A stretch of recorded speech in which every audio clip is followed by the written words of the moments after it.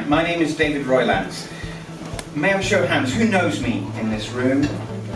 Good, so good, popular boy, that David Roylance. Who doesn't? Who's never heard of me before tonight? Hello. Thank you for coming, those of you who don't know me. It's very kind of you. For those in the room who don't know me, I am one of the UK's top voice and body language specialists. And if to prove a point, I put a photograph up of some people, including someone who's in this room, doing one of my voice exercises. They're inhabiting what I call the warrior voice there for you.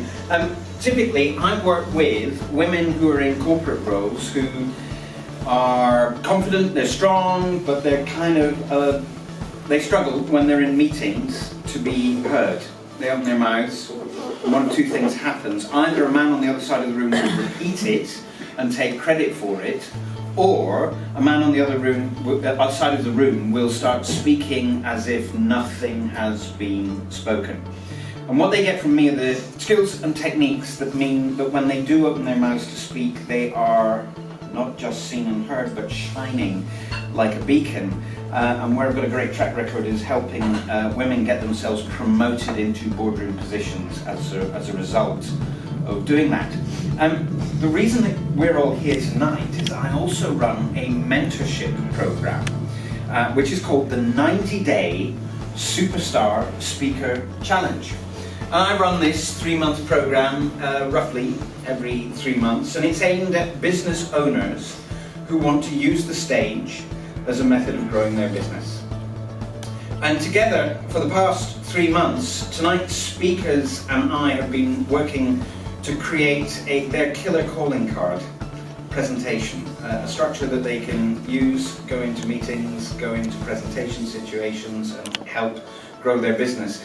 We recently, last month, finished the last 90-day challenge, and the 3 people who are speaking tonight, this is their first time in the public arena with that which we've been working on. So I thank you again for coming tonight to be supportive of them, to come and see, come and have a listen, and to come and please stick around and offer feedback afterwards. We have 3 speakers, and each speaker has been given 15 minutes each.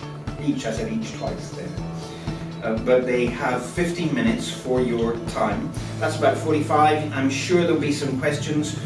So they'll be speaking for about an hour, and then we have this room until 9 o'clock.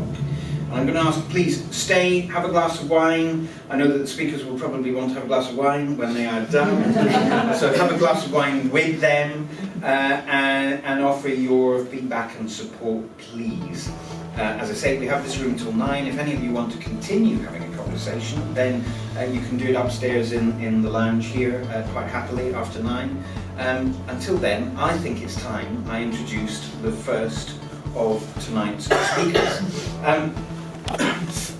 Fine gentleman, Mike Sleeman, FCMA. Please put your hands together for Mike Sleeman.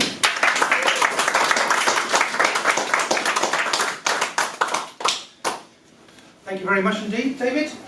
You obviously know what my name now. FCMA, that's Fellow of the Chartered Management Accountants.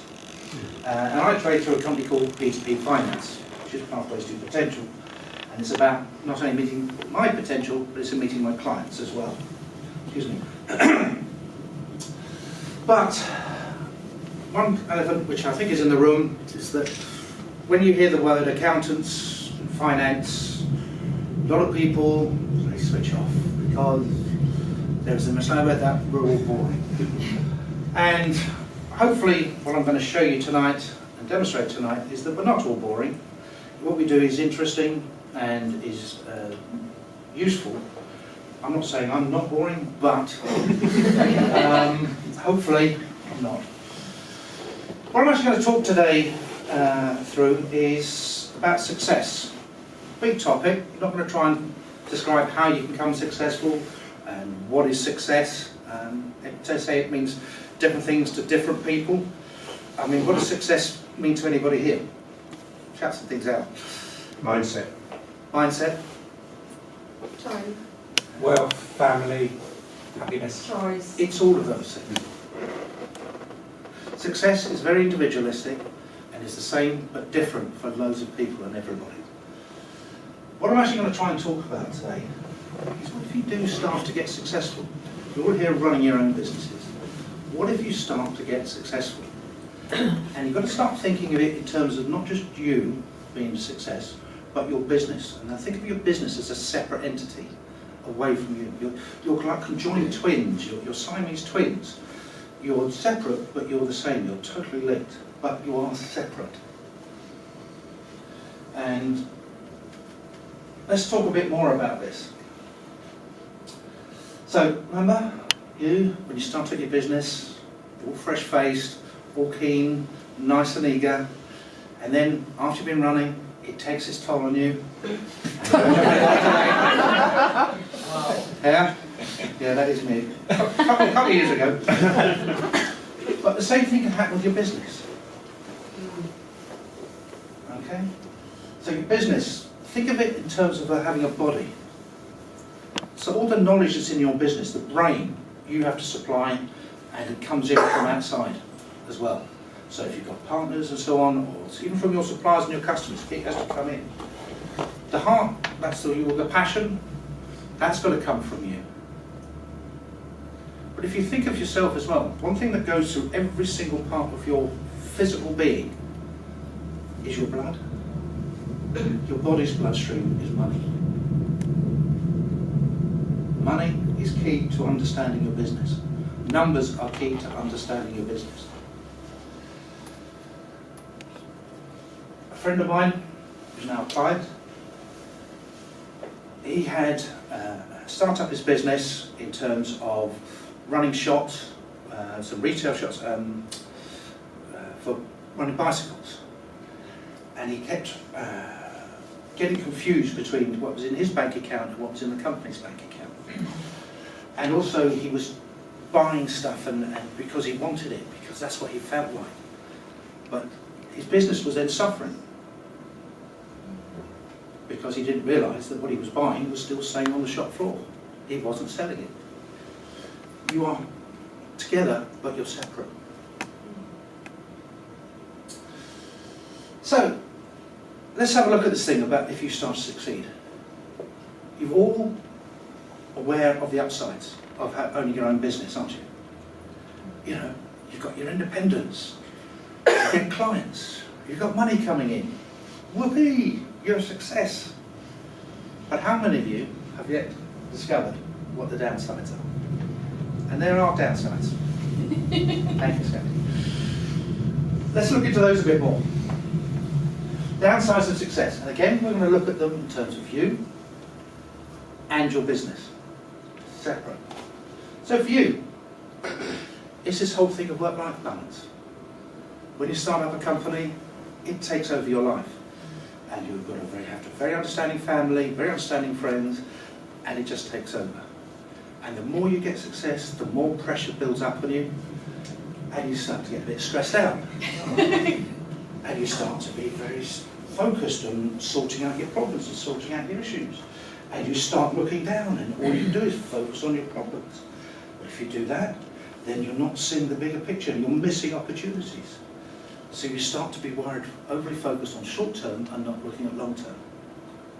Does that sound like a familiar story to people? And for the company, as I said, it can't think for itself. It needs input. All these different thought patterns come in.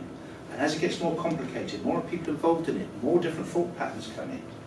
And it becomes more than just your baby. It becomes everybody's baby. Everybody's prize. And like all children, it starts to get naughty. Not only does it become naughty, right? It then needs training, it needs educating, and it needs developing. But, like a body, it can also become unwell, unintentionally unwell. All of those things can happen when you're starting to run your own business. So why do people stop? The failure rate for businesses is about 70%. But who in the room thinks they're part of the 30% that's going to succeed? Exactly. That's why we're going to be okay. That's why everybody does it. And I've got, again, another client of mine. They started off 25 years ago with a food van in a car park. They moved into premises last year with a sandwich making business. Turnover this year should be 7 million, progressed in the next 2 years to go to 14 million.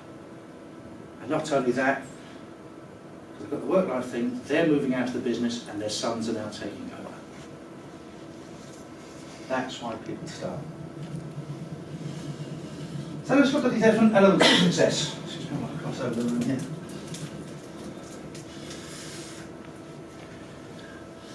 If you're going to succeed, you need to have business intelligence. What I mean by that, right, is take for granted you're going to be working harder. If you want an easy life, don't start your own business. But you also have to work smarter. Your time is going to be more and more precious, and you have to use it more and more wisely. You can only do so much on your own. You might be fortunate, and you might come across partners where you've got goal congruity, and where you actually and you can both build the same business to align your dreams. If not, outsource. Most of your business here depend on outsourcing. Don't forget, that's also available to you. You've got an issue, you've got something you want to help on, just bring in somebody for that issue. You don't have to bring in somebody full time. And you can also get to a stage where you can recruit. But remember, somebody's giving up probably a job, a way of life, to come and work for you. Make sure when you start to recruit, you've got something which is there for the long term for them. And also, and of course I'm going to say this sometimes, you have to get the right accountants into your business.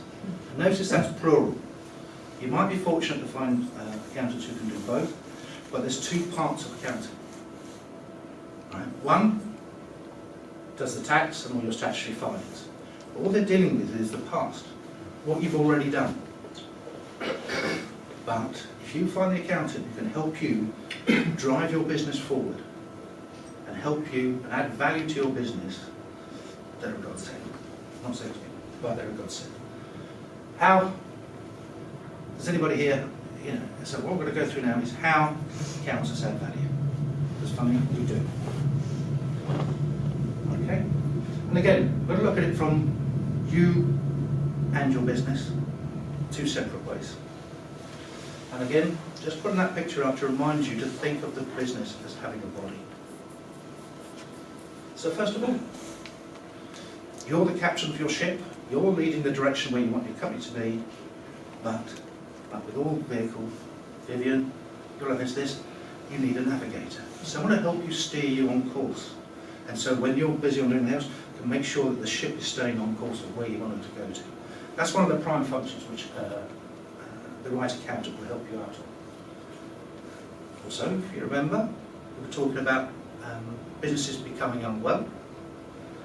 You can think of your accountant as the physician. He can understand how money is flowing through your business. And he can understand where there are problems, where there are blockages, or even where it's bleeding.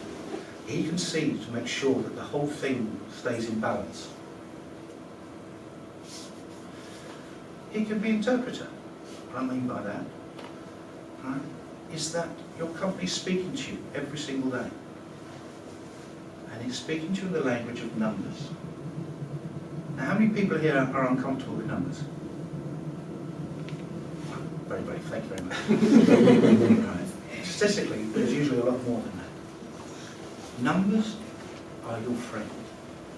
If you own a company, they are your friend. You have to understand that's your business talking to you. You have to use that information going forward. He's a designer, or she's a designer. So as your business gets successful, it's going to become more complicated. It's going to get more layers. Use those layers. The left hand has got to keep knowing what the right hand's doing, and vice versa. The accountant can see how the whole picture's put together. He can help design how you put your organisation together. And he can be part of the education team. He can educate people into knowing what their role is, and where their role fits into the bigger picture, and keeps the whole thing operating as well. Then let's talk about you as the business owner. How many people here can say, yeah, I know my business? Yeah? Ooh, I expected every hand to go up there. But as your business gets more complicated, you can't know your business. Not every single part of it. You're going to need information flowing in. That's where an accountant can help you. He can increase your understanding so you can maintain that level of understanding. And if you've got that level of understanding and you can anticipate what's happening, you start to make proactive decisions rather than reactive decisions. You know, you're looking at the long term, not at the short term. And by that time, you then make better decisions. Also, he or she will know your company just as well as you. So therefore, they will understand what you're going through. And they will be able to be a confidant to help you talk through any issues that you're going through and anything that you're thinking about. No one else will understand. Sales director will worry about sales. Operations about operations. IT about IT. But the accountant looks at the whole picture. He will understand it just as well as you, if he's the right one. And eventually what should happen is that your time should be freed up. So then you've got a choice what you can do with it. Because you're not going to be stuck doing the mundane running stuff, of trying to find out information. It's going to free up your time. You can either put that back into the business in terms of building it, or if you remember that work-life balance, you might have more time for your family, or whatever you want to do with it. But that's when you've got a good organisation behind it and it's working efficiently.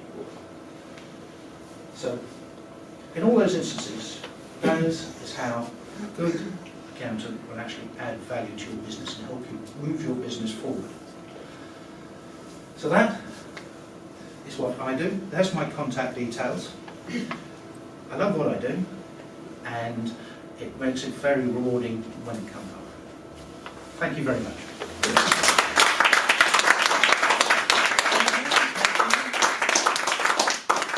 This is the first time that I've heard accountancy being reframed as a form of business mentorship. And I think, who can resonate with this idea that you can, who's ever done this in your life? You've got an email or a call from your accountant and you just put it off because you think, oh God. Yes, but actually when you choose to engage with your accountant there and ask questions and ask for help, they can make all sorts of things possible and make all sorts of things possible really quickly. Mike's a special type of accountant. He's a management accountant. And management accountants help you to move forward. Financial accountants tell you what's happened. Yeah. Yeah. I'm so glad I didn't have to stand up and say that. So I've been saying that for 5 years and no one's been listening. Thank you. It's the truth. Yeah, I know it is. But Do we have any questions for Mike from what you've just heard? I will agree with my learned friend. We engage with lots of accountants and we get many accountants are purely bookkeepers Yes. and they add no value whatsoever. So dealing with an accountant that can actually, with that sort of forward thinking and vision, makes a huge difference to any business. The problem that accountants have is they get totally swamped with history. And they're not necessarily the best business advisors in the world, partly because they're so swamped with history. But the ironical situation is that they are in possession of all the relevant information. Yes. And actually this should be the big vision. And they have all the information. Yeah. When you start up a business, you need your tax accountants to sort out. You don't need their help when it comes to actually with your business, because there's no numbers. It's not started to speak to you yet. But once you actually start going and you start to be successful, and the company starts to grow, then a lot of people, they turn to their tax accountants. Well, quite often the tax accountants have never worked and run a business, they've just run their practice. It's a different skill set to running a tax practice to running a commercial operation. And they may or may not know necessarily have the right expertise. That's why I had it as plural. All right? You may need two separate accountants. There are accountants out there who actually worked in. But if you're looking to move this and you're talking with your tax accountant, find out whether he's ever worked in commerce, in business. And have you? Yes. Yeah, management. In fact, for me, as a senior accountant, that's all I've done. Yeah. I never wanted to do anybody's tax. and all that kind of stuff. All right? And I know where I'm getting good tax advice, but keeping up to date with all those tax changes and all the no. I'm keep the principles. So I'm the kind of guy in the past who's worked and put the audit files together for auditors to come in. They come and tick my files and they come in with the answers I want. That's what I do. That's my background. So I'm actually trained. I've been seen. I'm trained to work inside businesses, not to be on the outside looking in. Can I just chip in as well? I'm also an accountant, and I'm able to do both. But what I find out is when businesses start up, all they think about is their tax. Yes. Or as you progress and you grow, that's when you start to need the expertise of a management accountant. Mm-hmm. And like Mike said, if you invite them, but oftentimes what you find with clients is, I don't want to pay too much tax, I don't want to pay too much tax. And you try to tell them that this is where your business is going. It is only few clients that are really interested. Maybe you're one of those people that are interested in wanting to know how your business is performing, because I would tell them, I said, look, although I'm your agent in terms of tax, but I also want to tell you how you can grow your business. But maybe 50-30% will actually want you to. And then you find some people, they really want you to do their quarterly returns, and that's when you know they really want to grow. So sometimes it's not the fault of the accountant, it's what you are asking them to do for you. Exactly, but I couldn't agree more. There's an unknown. Patricia, I couldn't agree more. So may I just ask, has anyone in this room ever considered their business as being a separate human body before tonight? And you have. Is it a useful metaphor for you? Yeah. Superb. So I'm going to say, in a moment I'm going to ask you to put your hands together again for Mike and say, connect with him tonight whilst we're all here together and his expertise. Ladies and gentlemen, Mike Sleeman. Thank you.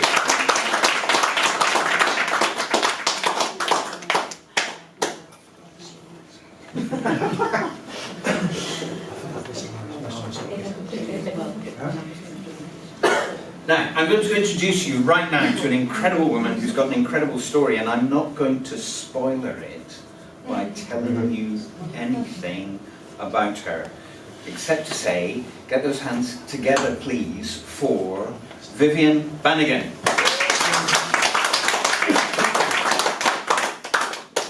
I hope I remember the story now through the next 15 minutes. Good evening, thank you very much for coming. It's lovely to see some faces that are familiar and some faces that are not so familiar. My name is Viv Bannigan. My company is Grown Whale Limited, a bespoke education and mentoring company.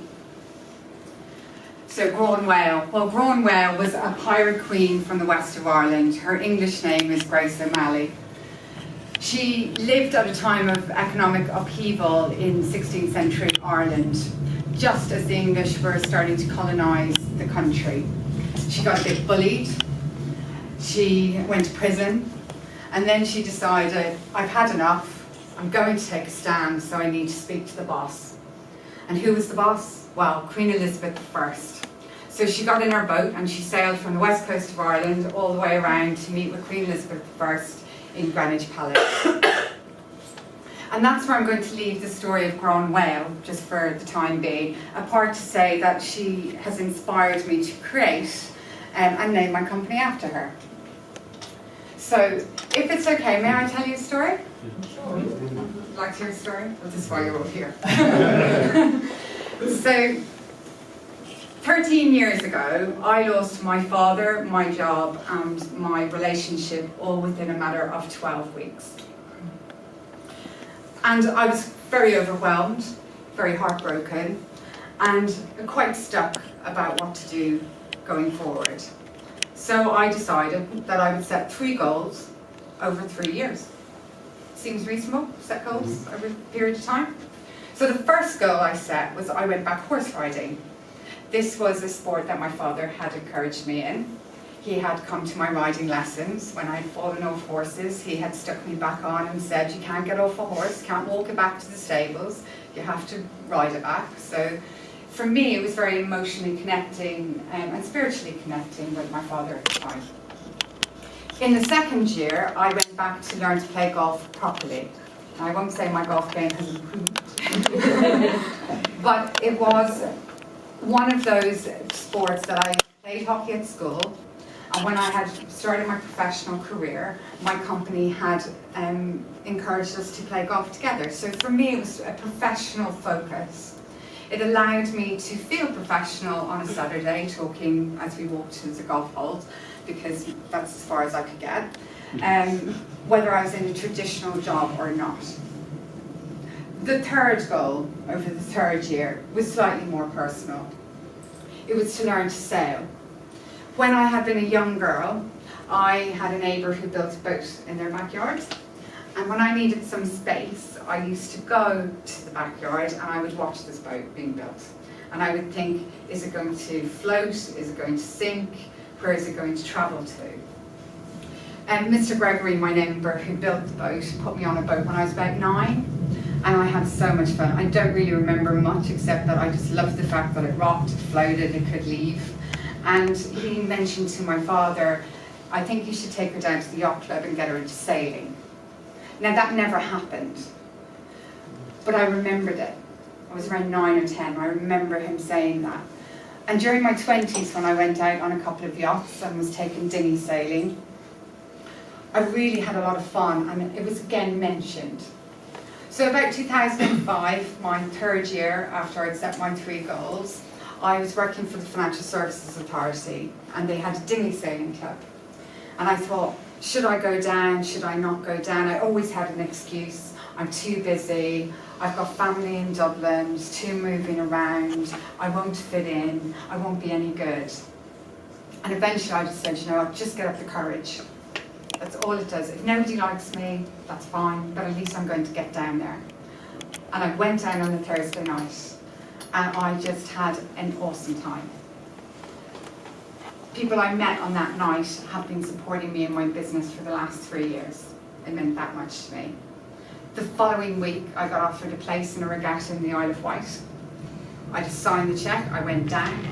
Again, as my brain started to kick in as to what I was doing, I was like thinking, oh my God, I'm going to be so nervous. Do you ever get nervous about something you really, really want, and then your mind suddenly comes in and says, that might not be a good idea? Feel that way? So I went down and I had an awesome time. Again, it was so much fun, incredible people, sun, sea, felt like a million miles away. And at the end of the day, the managing director of skippering the boat brought me into one of the rooms, and there was a big mirror. Put me in front of the mirror and he said, what does that tell you? Because in front of that mirror, I saw a very, very beautiful, very, very happy and very relaxed person that I hadn't recognized anymore, looking back at me. So I continued sailing for the next 10 years. And in 2013, I was working for, well, in 2012, I was learning to navigate race boats down the Solent. I was being paid to navigate a large multinational bank around regulatory buoys. When I was going sailing, we were winning races that I was paying for the privilege of winning, but when I was going into work, I was being paid and we weren't winning any race. So I had to decide, was I going to be the same on land as I was on sea? And I made a decision that actually I needed to set another goal and say, I'm going to stop. And I resigned from my job. And I came home because I recognised that there was a misalignment and that it was my responsibility to be accountable for my life. So I stopped, I came home, sat on my bed, and I went, mind, body and spirit, we are a team, and if we don't figure out how we're going to lead our own team, we're not going to be changing any other team. And that's where leadership is born, and that's the philosophy. So I don't really care if you like sailing or not. That's my passion. But as I say to all of my colleagues, my friends, my mentees, my clients, what I do care about is what you're passionate about, and giving you the framework to encourage you to go forward, because I've just realised I've missed a massive bit of my presentation. And it's just dawned on me, because I've said this so many times. So if you haven't guessed it, we're going to try out something new this evening. I'm working with women who are professional, who are in business, who are probably a bit anxious and apprehensive about where they're going to get to. Do you feel like that some days? Yes, yeah. Charlotte does. And so you're missing opportunities, and also you might not feel you're acting from an authentic place. So what I teach you is a formula. So I teach a formula that will help you feel happier in yourself, happier in your environment, and will allow you to be able to take advantage of those opportunities to grow and navigate your own boat around your own course. So the first thing we learn in sailing is if you do not know where you are, you can't plot anywhere you're going because you don't know where you are. The second is if you don't know where you are, you can't plot. You don't know if you're going to crash into anything on the way. But in sailing, nobody is ever going to say that you're incorrect or making a mistake because you've put up your hand and said, I don't know where you are. Because it's the most important thing. So, I am running a webinar on the 26th of October. I am launching an online program for 6 weeks over leadership. I have some information and cards with me. If you'd like to find out more, I'll be here all afternoon. I'm happy to do one-to-ones or conversations. And that is my presentation. So it leaves me to say, have you any questions? Or is there anything you'd like to ask me? I'd say yes. Tell us about the rest of the Grand Whale story. Oh yes, because I just missed that as well. I do this every day, so I train for other companies, and then when you start talking about your own stuff, you kind of think, yeah, come through. So the rest of the Grand Whale story. So she did come to meet Queen Elizabeth in Greenwich, and it is foretold that she said to her, you have a beautiful palace, you've lots of people working for you, but you make an awful lot of sacrifices. Whereas I actually live in a very damp castle in the middle of the west of Ireland. But if I need milk, sugar, tea, biscuits, I know who to call. And I trust that my people will meet me. So Grand Whale is very much about trust, inclusivity and building community.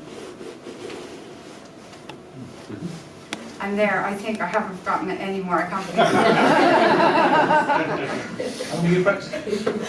It was too long. I should have practiced for an hour. So, is there any questions? So one question. Yeah. So is this primarily focused on the women, or is it men as well? Yeah, well, it's an interesting question. So for the program, I did focus on the women presentation, Right. which hasn't gone well. But this is used actually as a framework. Right. So I use it in other industries. And then the idea is that you embed it into the industry and you embed your core principles and then teach it as well. So I have male clients, I have male mentees as well, but I've been aiming this program towards women, which is just slightly different from the corporate offering. Yeah. So when you sit down with someone for the first time, do you find it's more about they will tell you about their personal ambitions and where they are, and then that plugs in to the business, or do you find that they're moaning about their 9-to-5 job? And some people moan about their 9-to-5 job, but do you know what? When I've sat down with people, I just listen. The first thing that's most important to the framework of leadership is to listen. So get it all off your chest. What I do with the clients when I do work with them, it depends. So on the Lady Leadership Program, we do a strategy session about finding out your core skills, what you're good at working at. Because what I believe is that sometimes we're educated to get degrees and to have an education, but we don't actually misalign with what we're actually good at in our heart. And so what part we of want to do. yeah, and what puts you into flow and helps you consistently trust. Because one of the things in business, and I say this from personal experience, my mum's been running her business since she was 24. She's now 81 and she doesn't know how to delegate. If you want your business to be successful, you have to really figure out very quickly what you're good It's got to be at scalable and focus on that, and then learn to delegate, because that will build a community and it also builds business. My aim for Grow and Well is to build a type of educational tool that will not only help people understand how to work in business, but that they will grow and create economies of scale within their businesses with other businesses. We're not all going to be leaders, but the first person you do lead is yourself. Yeah. Is that helpful? Very much. Okay, thank you. Any other questions? Oh, was that a question in the corner? No? No?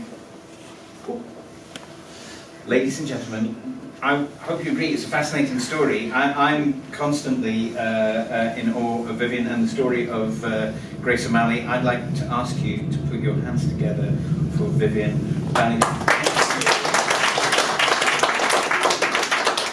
Time for the final speaker of the evening. And his name is Aidan Dow. He runs a wealth management company. He handles people's finances, people's investments. He's been in the world of wealth management for 25 years.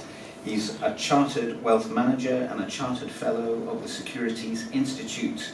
And I'm going to ask you to put your hands together for him, Mr. Aidan Dow.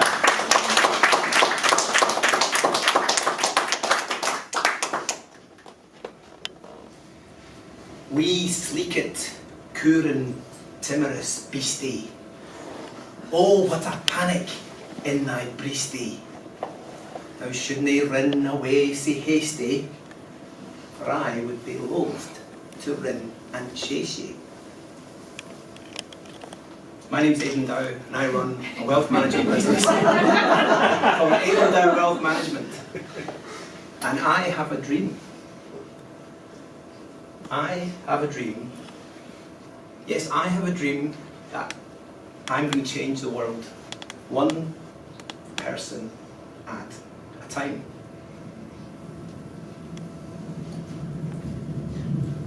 Now, bear with me, you're probably thinking, what on earth is he going to, how on earth is a wealth manager going to change the world? But please just listen to me over the next 5 minutes and I'll explain how I'm going to do that. You're also probably thinking, well, wealth, that completely negates me because I'm not wealthy.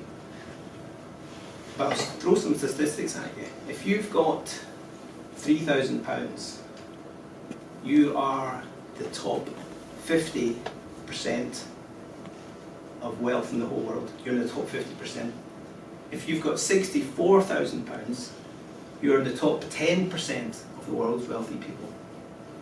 And if you have lucky enough to be in a position where you've got £640,000, then you're in the top 1% of wealth in the world. So and I can help all clients of all sizes to move up or stay in the wealth category that they're in. So if I tell you, so I started this with a little bit of a poem. That poem is called To a Mouse, and it's by Robert Burns. And the reason I started with my presentation with that poem is because Robert Burns was a farm worker, and he was ploughing the field one day, and he was having his lunch, he was sitting on a rock, and this little mouse ran past him. And that inspired him to write this story. It says to the mouse, "Hello, little mouse, don't run away from me." But the little mouse runs away from him. Now the reason, the little mouse cowers away from him as well, the reason I mention that is, when I talk to people about investing and wealth management, very often that is their reaction. They cower away from it. They kick it into the long grass and they don't deal with it. So what I do is I help people, and I help people talk about it, help people realise what their goals are and help people achieve them by talking about their wealth. Let me tell you a story about a client I worked with. And this client was a very successful marketing girl. She was an executive within her firm, and she spent a lot of time, 20 odd years working in the industry, and she was very good at it. But she had a big concern that she didn't know what her retirement was going to look like. She'd collected quite a number of investments, but she didn't really know what they were or how they were performing or what she was being charged or what sort of pension that would, what lifestyle she was going to be able to have when she came to retire. So after a couple of meetings with me, I was able to really help her look at what she's got, create a plan, and she went from a situation of being very stressed to a much more positive, much more able to look to the future with her life plan and her investment plan.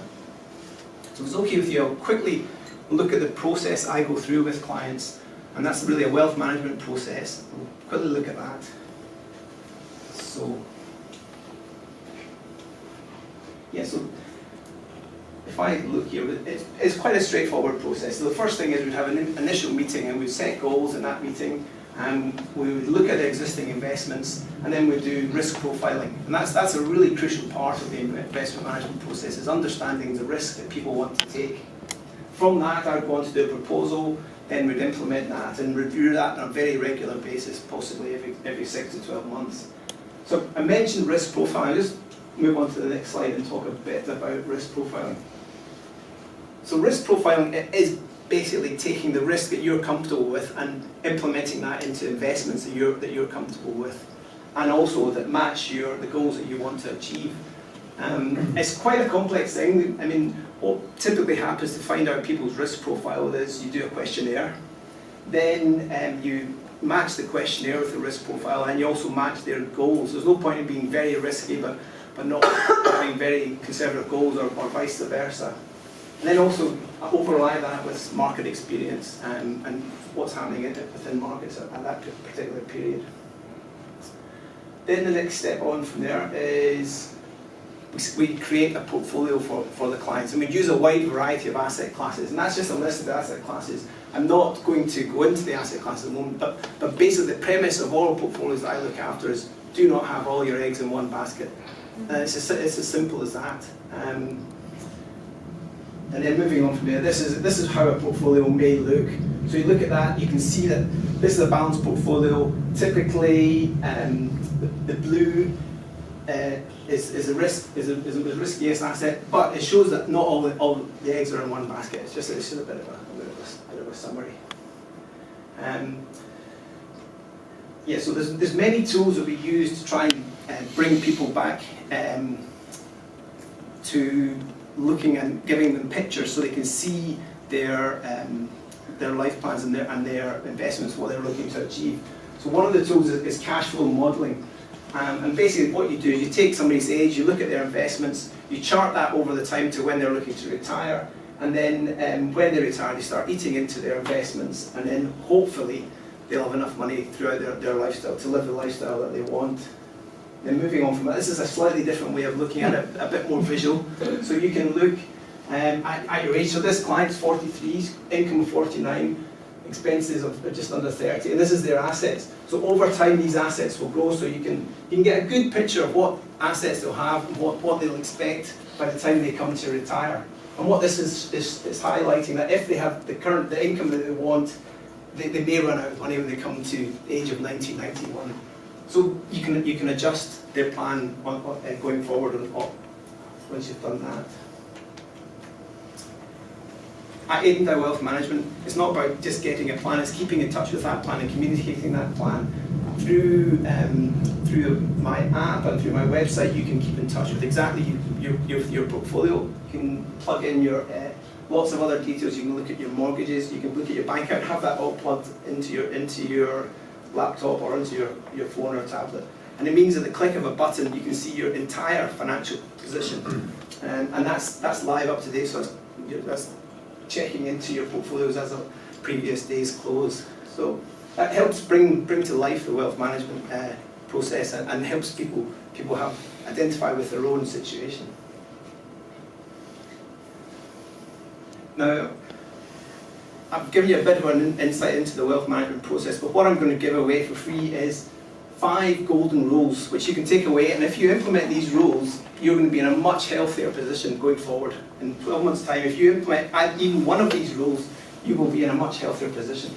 So my golden rules are, here they are. You can write them down or you can email me, I can send these on to you. So the first thing is you've got to know your income and expenditure. It's very simple, but many people don't know that. Once you know your income and expenditure, you know what you can save and you can start implementing a plan. The next one is Justin Timberlake all summer's been asking us to dance, dance, dance. I'm asking you to save, save, save. And really, I cannot get the message across enough. Saving is so important.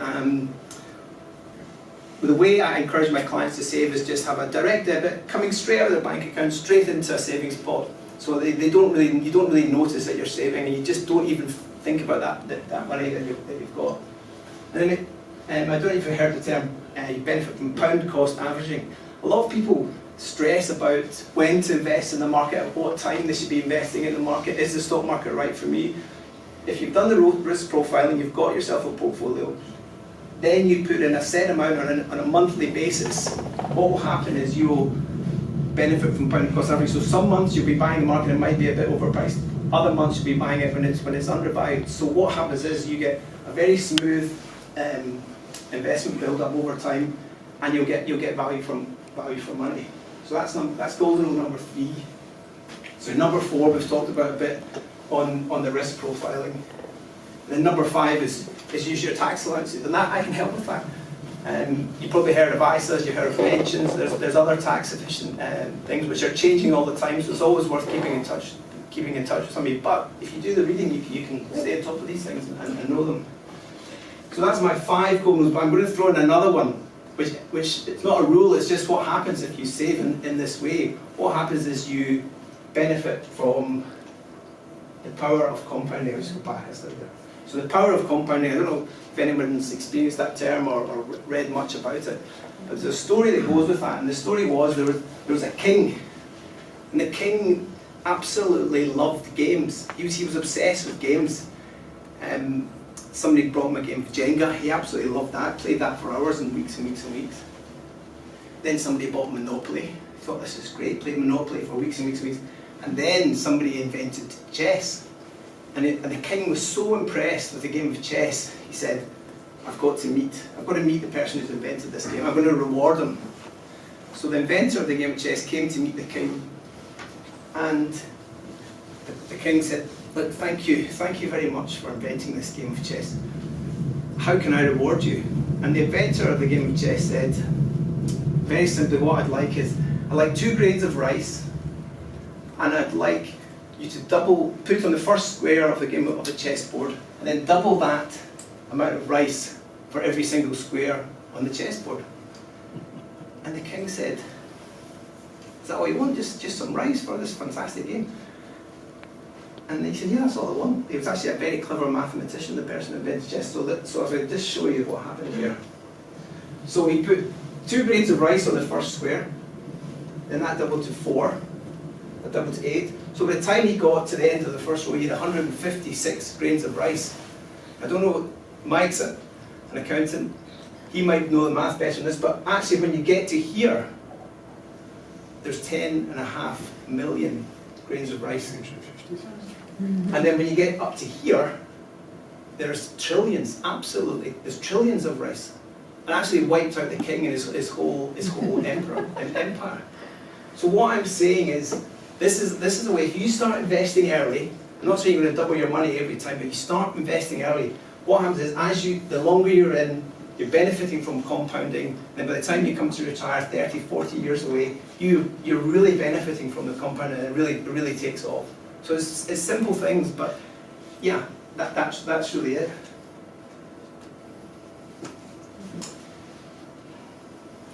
So I've summarised a bit about wealth management and the process. I've given you some golden rules to take away.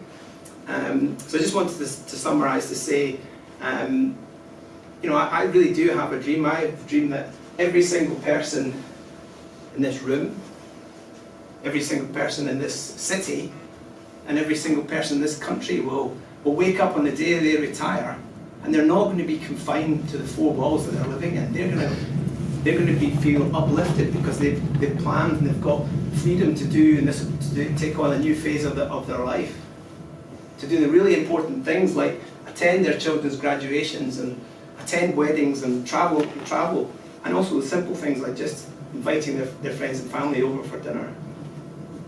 My name's Aidan Dow. Thank you very much indeed for listening. I'm open to any questions, and I'll be here if anyone wants to talk afterwards. Thank you.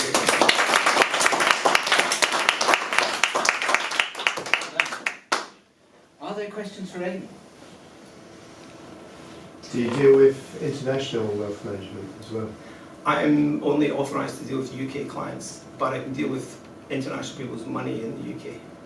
So if they've got UK So when assets, there's multiple sources of income from around the world, are you able to do I can wealth deal with. If the management? money's in the UK, I can look after it. But I've got people that I can speak to on the international side. I used to work for a couple of Swiss banks, so I'm connected there. Cool. Wayne, you had a question? Yeah, just going back to your mouse story on how Yes, you started. yes. It resonated with me, very much so. Good. So, I'm in a similar space to you, and you speak to people, one of the biggest challenges I have is time. If I go back to your first presentation, when people are stressed and it's the short-term issues that they're dealing with. And I find, you know, people's lives, what's important, it's their family, friends around, and how successful you are, which normally involves wealth. Yet that is not at the front of people's agenda, and it so should be. Yeah. And what I find amazing, and I was like this, I used to work in investment banking, I get calls or referrals from a good wealth manager, I'm too busy to meet you, I'm too busy to meet you. Because I'm worried about getting this report done. Yes, I've got yeah. my boss to make sure I'll get a decent bonus at the end of the year. But that is nothing compared to sitting down with yourself and a dean or something, and understanding what I could do, you know, and understanding the options, and I think that's the biggest challenge. And the same so important for people. Yep. I don't understand why people don't have that front of mind, and I'm the worst example. But it's amazing, so many people kick it into the long grass and don't deal with I it. go back to next week and it comes Yeah. in the list, and it should be at the top. Because people have lost nothing from having a conversation Yeah. with someone. And that's why it does help to have an advisor, because the advisor will be prodding you, be giving you, telling you about deadlines, being in front of you, telling you about changes, and I mean, I find that most of them, the clients I look after, are they're time poor but asset rich. So I'm really on the front foot all the time, making sure that I'm having meetings with them, and I'll be as flexible as I can. I'll meet them 7 o'clock in the morning. I'll meet them weekends. I'll meet them evenings. Whatever it takes to work around the client. Yeah. Cool. Candy, first, I'll come to you. Yeah, just a quick question just to clarify. So if someone, they're UK based, but Yes. they've got assets overseas, Yeah. I I can deal with the UK assets, but I'm not authorised to deal with the assets that are not in the UK. right, so you But- couldn't advise them. I wouldn't be able to look after the asset, but I can give them advice. But in terms of looking at holding assets, investing assets offshore, I've worked for 2 Swiss banks, so I've got lots of contacts there. One body in CA and UBS, so I've got contacts there if you need it. No, not Europe. I've got Yeah. in Australia. Well, that's fine. I mean, that's true as well, because basically both those banks have got offices all over, so that they can be Yeah. networking. I've got a client from Australia that come from nowhere Yeah. recently. Yeah, it's an easy navigation actually. It's good to Is guide it? people. Cool. Bijan, you had a question? Do you still find that as a wealth manager, you ultimately become limited to discussing the financials, or do you think actually when you get to know people, they want to sort of participate in other aspects of their Well, life? no, that's that's a great question, because really I find myself as a sort of GP, if you like. So I'll go in and I'll speak to them and say, look, my expertise is investment side. I've been looking after private client portfolios for 25 years, so that's my default. That's what I speak about. But I've got financial planning qualifications, which means that I know that the other things I need to do. So that clients typically don't have a will, so I need to sort out the wills. Clients typically are light on life assurance and protection side, so I can make sure that's in place as well. So it's not just sorting out the investment side. The investment side is very often how I start my conversation with clients, but it's absolutely not the only thing we speak about. Yeah. What's the biggest mindset thing that holds people back?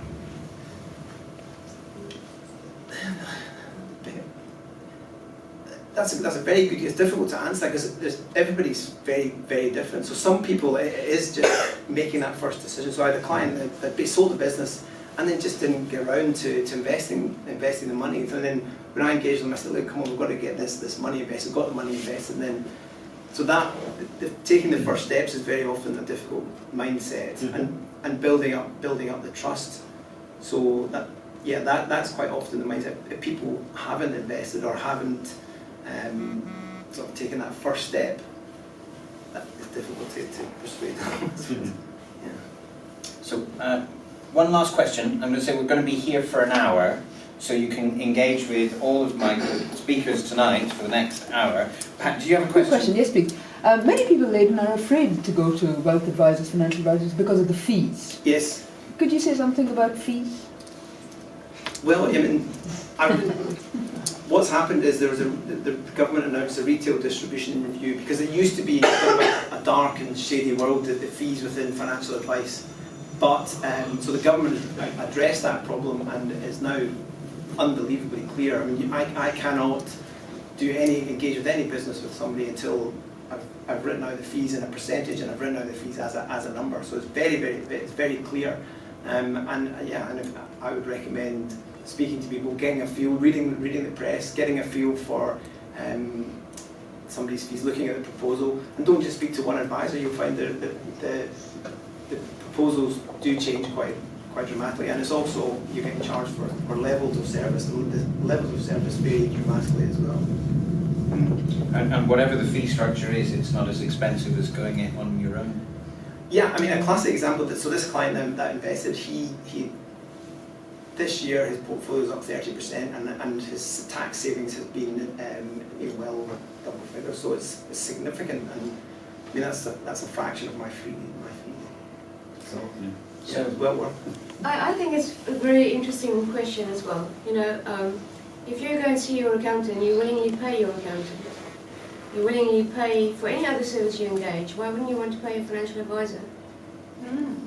Okay. It's not about not wanting to pay. Many people can afford this and they don't even take the first step. I think clients are far better off when they know what they're paying and they can actually gauge the service they receive compared to, you know, companies that just take commissions out of your plan. You've got no idea what you're paying. Exactly, right? I agree. So I think there's a big mindset that needs to happen in the UK where people actually need to start paying for the services, and then you can gauge what your returns are compared to just expecting to get it free. Because, you know, if I want to go for a nose job and I'm not having to pay my plastic surgeon, I would actually like my nose back when he's done. If I'm not paying, I'm quite sure I'm not going to get my nose back. But if I'm paying, I think there's a possibility that I may walk out with my nose.